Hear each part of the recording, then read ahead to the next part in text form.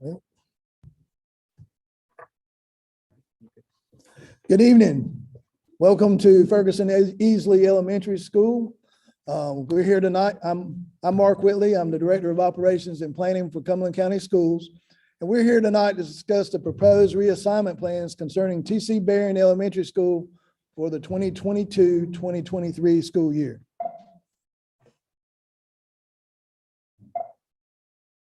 And technical difficulties already. What? I guess when you do that, that's what does it.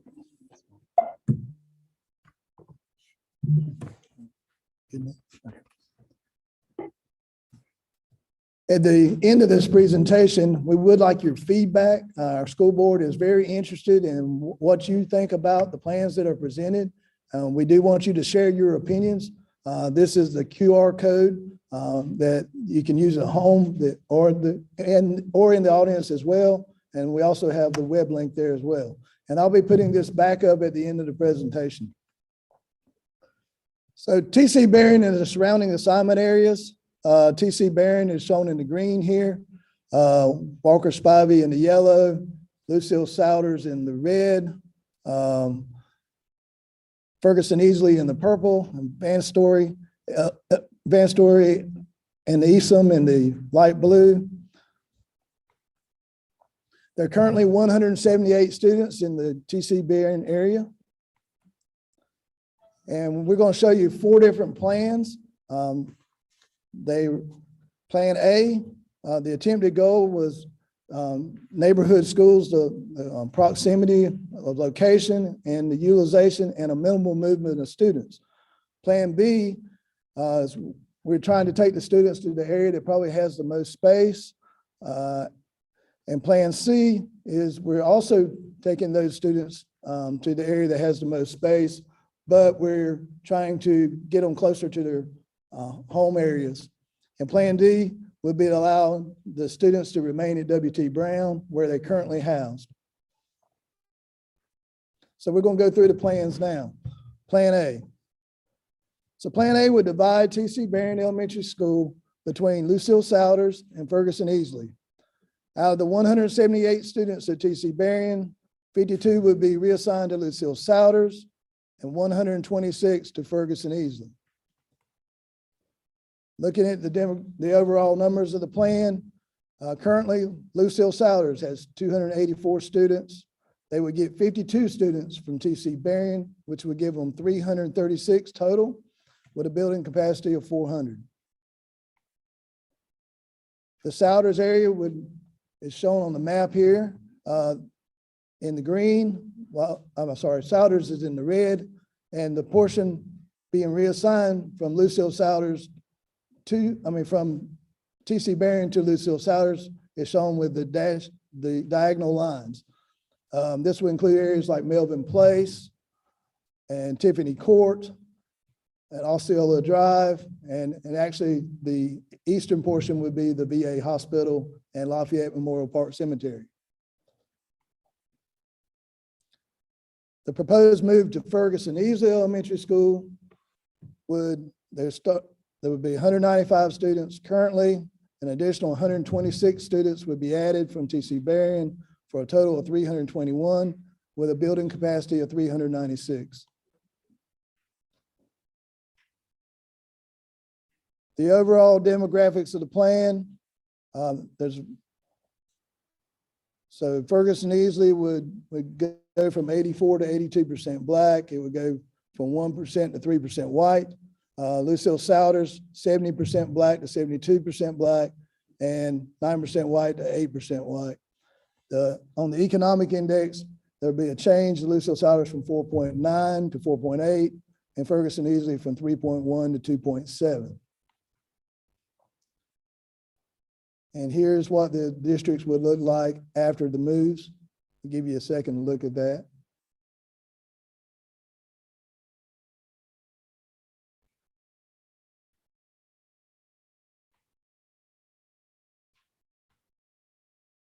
Moving on to Plan B.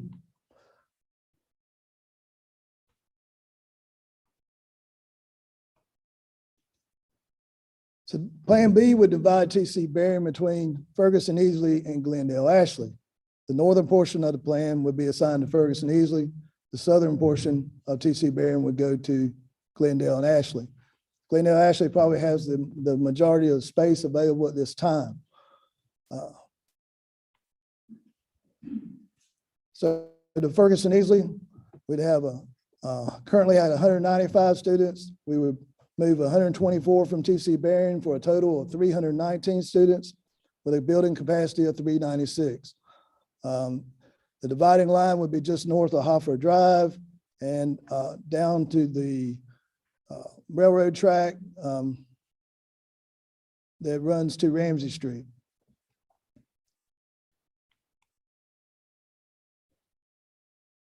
Shown here as well.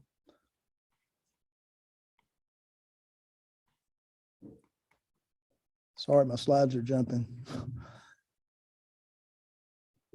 The move to Glendale and Ashley. Glendale currently has a capacity of 140 students in grades K2 and with a building capacity of 230. Ashley has 121 students in grades 3-5 with a building capacity of 297. Overall, we'd move 54 students from TC Berrien to Glendale Ashley, 15 from Walker Spivey for a total of 330. Glendale's enrollment would move from 140 to 180. Ashley would move from 121 to 150. And Walker Spivey would move from 274 down to 259 with a capacity of 310. And I'm going to step back just a second because we missed the Walker Spivey portion of that. Walker Spivey currently has 274 with a building capacity of 310. And we move 11 students to Glendale and 4 students to Ashley. The dividing line would be at Grove Street. And that's shown in the yellow with the dashed area, and it would go over to the Martin Luther King Drive.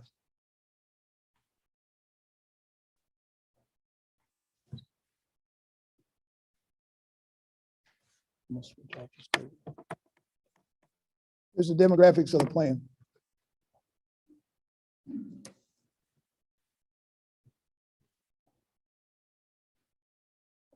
So TC Berrien would go from 80% black to 82% black. Wow, this thing's jumping, sorry. From 5% white to 3% white. I'm sorry, I read that wrong. Ferguson Easley would go 84% black to 82% black. From 1% white to 3% white. Glendale would go from 53% black to 59% black, 20% white to 18% white. Ashley would go from 46% black to 53% black, black, 23% white to 20% white. And there'd be the economic index.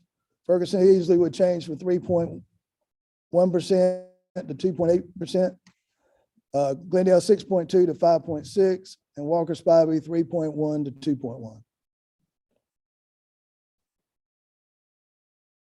Considerations of Plan B is to move in 193 students.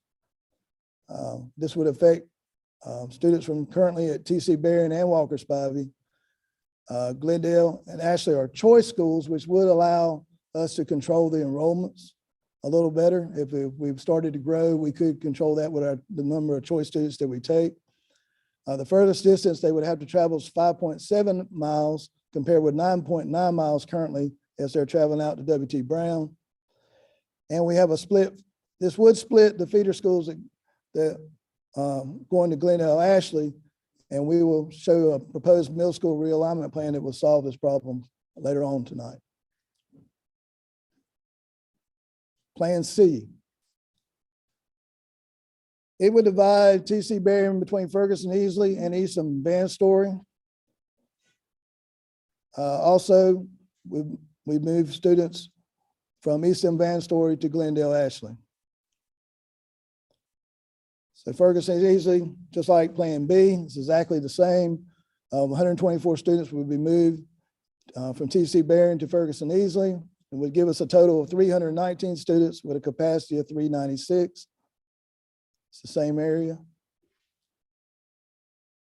Again, there between Buckingham and Blueberry Place, going up north of Hoffler Drive will be the dividing line. Eastern Van Story currently has a capacity of 191. Currently has 191 students with a capacity of 272. Van Story has 400 students with a capacity of 585. The southern portion of the T.C. Barron area would be moved to Eastern Van Story. That's the area around T.C. Barron School, all the way up to the dividing line again between Buckingham and Blueberry Place to north of Hoffler Drive. We'd also be moving the area of Walker Spivey from Hay Street north. At the dividing line would be the railroad track.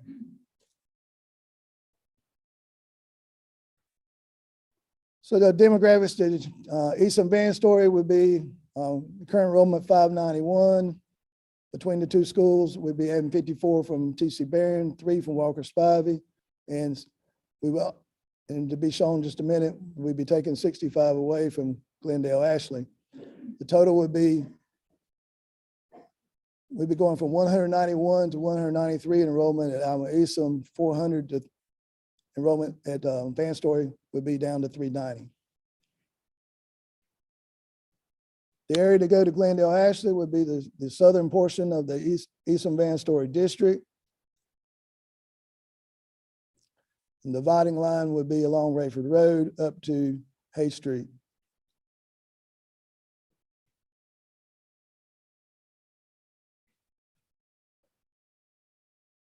Currently, between Glendale and Ashley is 261 students. We'd be adding 65 from Eastern Van Story, 6 from Walker Spivey, for a total of 332 to be split between Glendale and Ashley.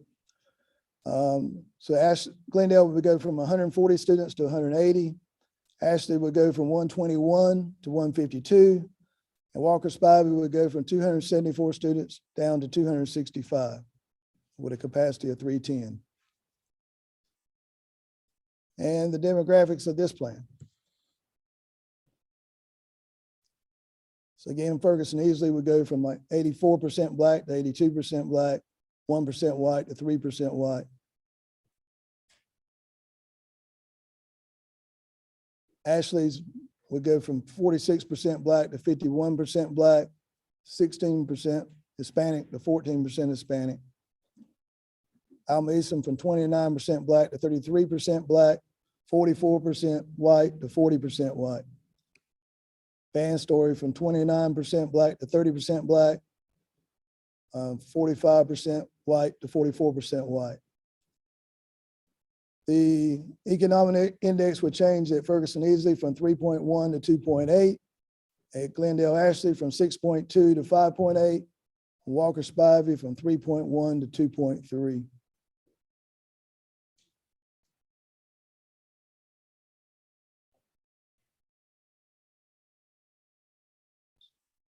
And here's a picture of what the districts would look like after the move.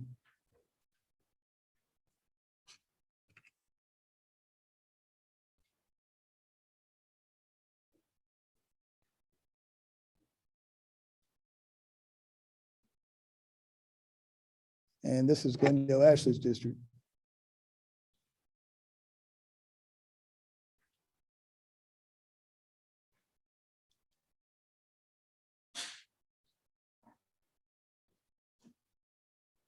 Considerations of Plan C is the movement of 252 students. This would affect 4 areas: T.C. Barron, Alma Eastern, Van Story, and Walker Spivey. This plan affects most students. The furthest distance to travel will be 5.2 miles compared to current 9.9 miles that they go to W.T. Brown. It does split the feeder schools from Eastern Van Story this time instead of Glendale Ashley. And again, the proposed middle school realignment will solve this issue if so adopted.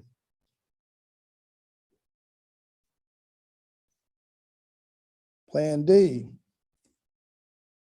T.C. Barron Elementary School is reassigned to W.T. Brown. They're currently housed at W.T. Brown but it is the farthest school away at up to 9.9 miles.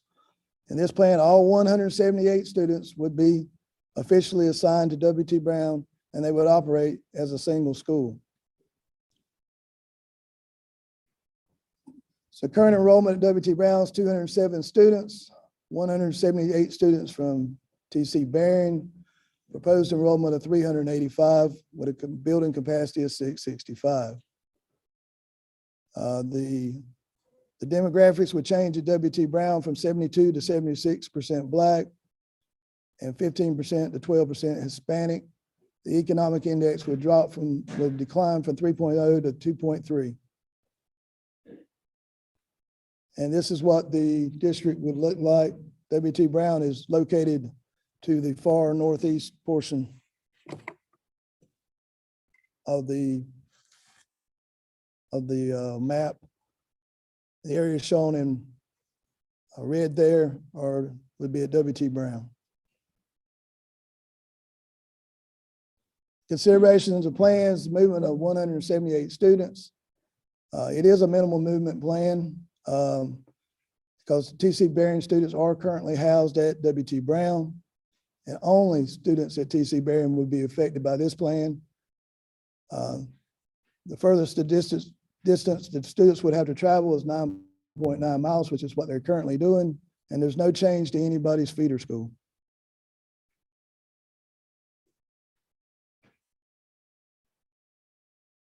We're going to show you a plan that we presented on Tuesday evening at William Black.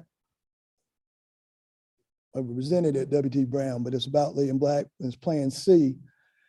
And this plan is the same as the Plan D that you just saw, except this plan would also incorporate the closing of William Black Elementary School, and those students as well would join those from Plan C in W.T. Brown. Currently, there's 175 students at William Black Elementary. All of those students would also be reassigned to W.T. Brown. So W.T. Brown would have its current enrollment of 207, 175 from William Black, 78 from Manchester, and 178 students from T.C. Barron for a total of 638 with a building capacity of 665. Under that plan, the demographics would change. And for W.T. Brown, it would go from 72% Black to 67% Black, from 5% white to 9% white. And the economic index would change at W.T. Brown from 3.0 to 2.5.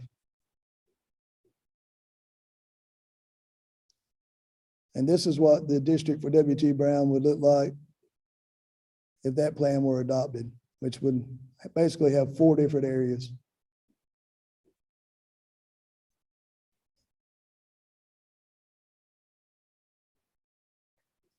Consideration of this plan is the movement of 431 students. It's the closing of William Black Elementary. There's no change to the current feeder schools, and students still travel up to 9.9 miles to attend W.T. Brown from T.C. Barron.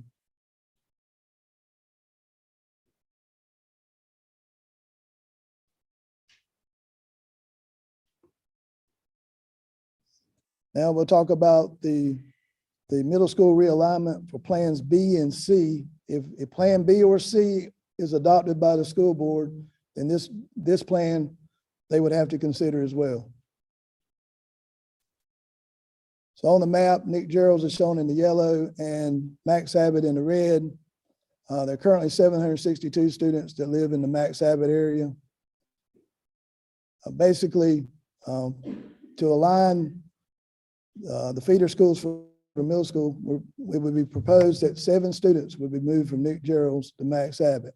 And the reason for this would be if they were either Glendale Ashley or Eastham Van Story, they would be the only students reassigned back to Nick Gerald's if we don't change the alignment. So everybody they went to elementary school with would go to a different school than they would.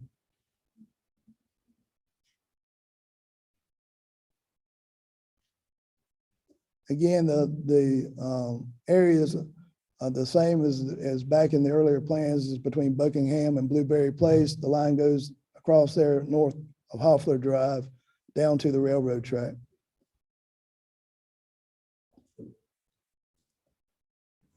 Demographics really don't change much with the addition of 7 students, but Nick Gerald's would go from 596 to 589, Max Abbott from 762 to 769. And also the demographics only have very little change at all. And here's what the district would look like at Max Abbott after the move.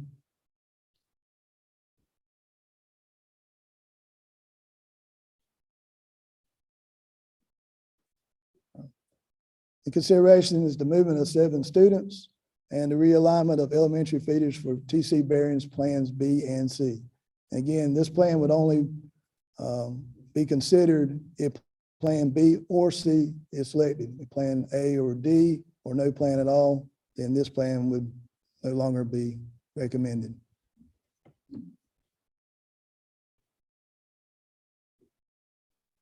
At this time, we'd like to take any questions you have about, for clarification purposes about the plans. We will have feedback afterwards. We have some computers here for you to share your feedback. We also have a QR code that I'll put up again right now.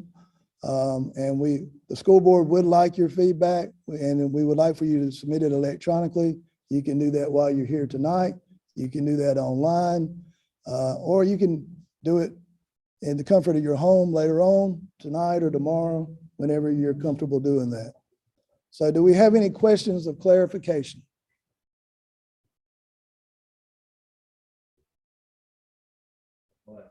Yes, sir. Yeah, I should. Were there other courses of action that were considered and eliminated, or was consideration and analysis limited to the courses of action that were presented? Okay. We were asked to look at plans that really were not going to be, or schools that we were not concerned about the effects of the pandemic. Certainly, you could go, I guess, more far-reaching and consider domino options, but at this time, we have concerns about possible flow back of students that have left and coming back, so that we only consider students that were schools that were mainly under-enrolled at this time. What's the deadline for feedback? What is?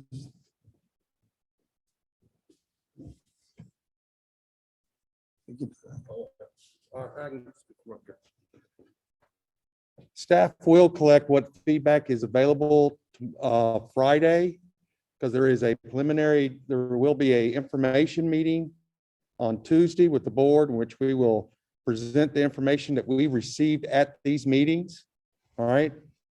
So we will take what is already in the system at that point and provide that to the board. We will continue to take feedback for probably a couple of weeks, potentially after that, because at the earliest that a recommendation may come to the board would be the March committee meeting. So staff will continue to take feedback. Are those meetings open to the public? Will they be closed doors? They're open. Okay.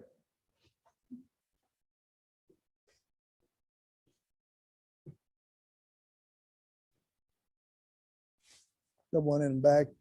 Okay.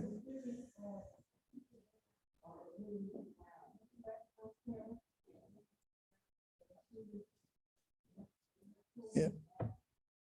We had a public forum at W.T. Brown on Tuesday evening. We had a public forum at W.T. Brown on Tuesday evening, and they were, and the TC Barron's parents were invited here tonight.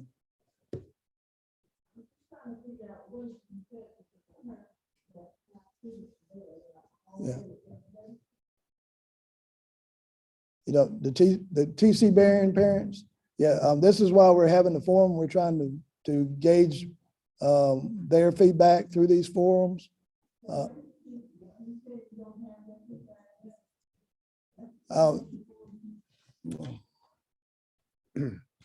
There was a meeting Tuesday at WT Brown in which the staff and the community was invited to that presentation. They were also provided with these same links and asked to provide feedback online. Tonight's meeting here was in the TC Berrien area, so the same thing could happen with TC Berrien community. We could present the plans and the options. They could ask some clarifying questions. And then again, we ask that they go online and fill out the feedback. In addition, we have done parent link calls, I believe, to everybody, asking them and giving them the links. We've got a website, location on the website that we're asking everybody to go to, and they can provide feedback there. But we want that feedback to come in electronically to the board. That's what's happening right now, purpose of these meetings. And then the board will be able to look at that feedback prior to making a decision.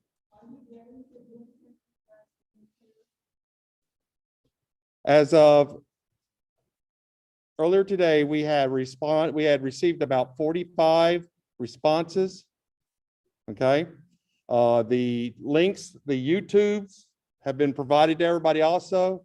Late this afternoon, there's multiple areas. So the Douglasburg area had about 140 views of that YouTube. The WT Brown YouTube video that was put online, it had about almost 300 views when last time I saw it, looked at it this afternoon. And then this video is currently is live right now and will remain on the site for other people to continue to look at.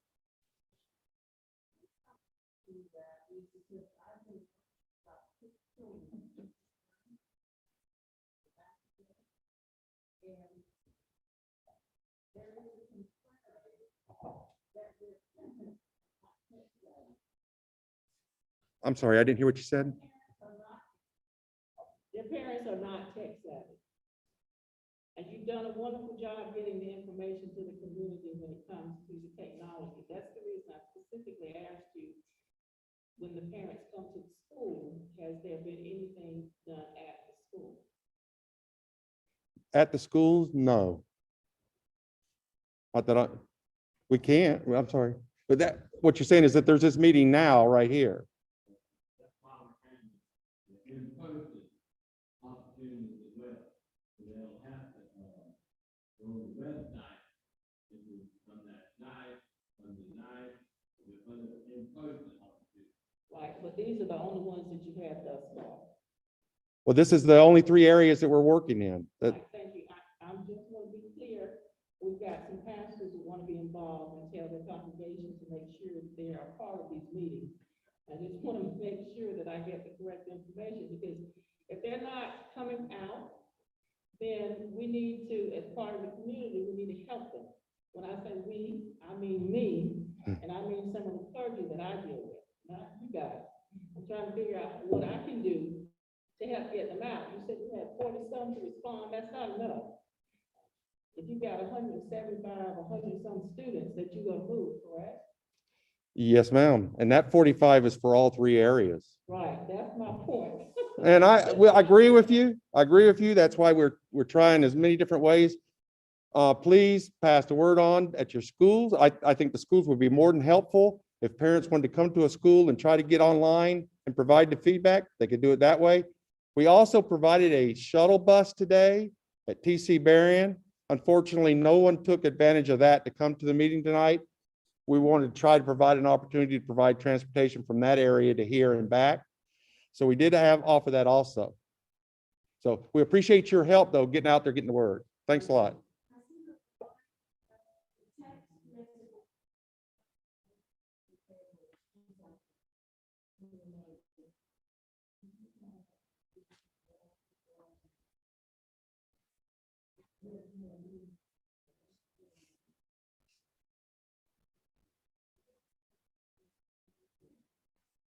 All right.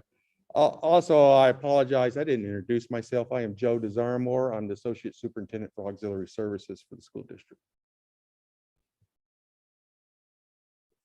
Do we have any other questions?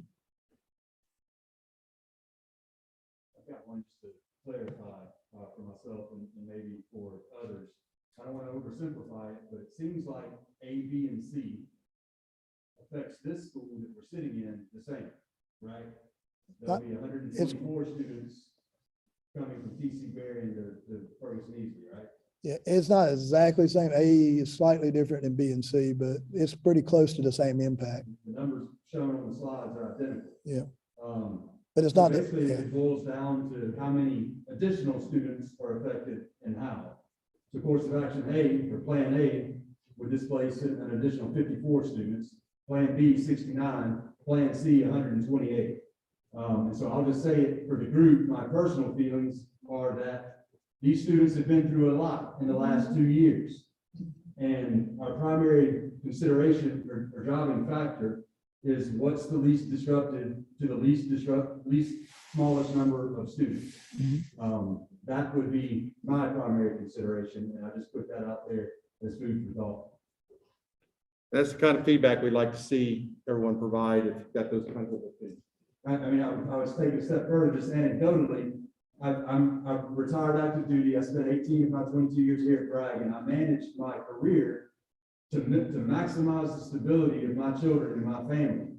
And I would hate to be told, you know, if I was a member of this community, and I am, that I now my children have to change schools, even though I'm not moving. So I think maximizing stability, minimizing the disruption for these children should be paramount. Yeah, and I agree with that because we did the exact same thing. My daughter went to Alma Easton, she's at Dan's Story now. We have deferred Manning and stayed here through 3 tours because we want to stay in school and give that stability and I want to raise her with the kids that she grew up with. I can't even hear that same thing. Yeah, That's exactly. I bought my house because of that school and I have stayed here and chosen to be in this community for that reason. You all sign up online, put in your information. Here. Any further questions?